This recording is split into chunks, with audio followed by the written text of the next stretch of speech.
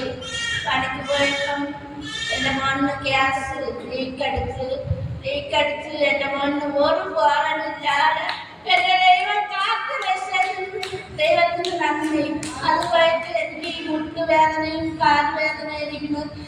ഞാൻ കാലുവേദനയാണിരിക്കുമ്പോൾ ബ്രദറെ വിളിച്ച് കാലുവേദന പറയുമ്പോൾ ബ്രദർ വന്ന് പ്രാർത്ഥിക്കും. ഈ കാലുവേദന ഇപ്പം കൊള്ളാം. അതുപോലെ എൻ്റെ മരുമോൾ പ്രാർത്ഥിച്ച് എൻ്റെ മരുമോൾ പറഞ്ഞു വീണു, നീ പേടിക്കേണ്ട മാമി, എനിക്ക് ഭയങ്കര വേദനയാണ്, എനിക്ക് നടക്കാൻ ഒക്കുന്നില്ല.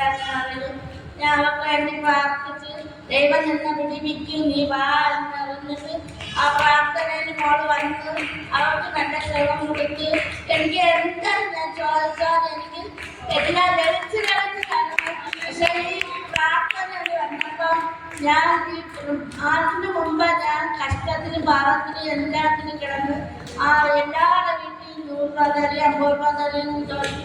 കർത്താവ് വരുമ്പോൾ എന്നാലും ഒരു പൈസയും ചോദിച്ചാൽ എനിക്ക് എൻ്റെ ഭർത്താവ് മക്കൾ കൊണ്ട് തന്നെ ഞാൻ കഴിക്കുന്നു.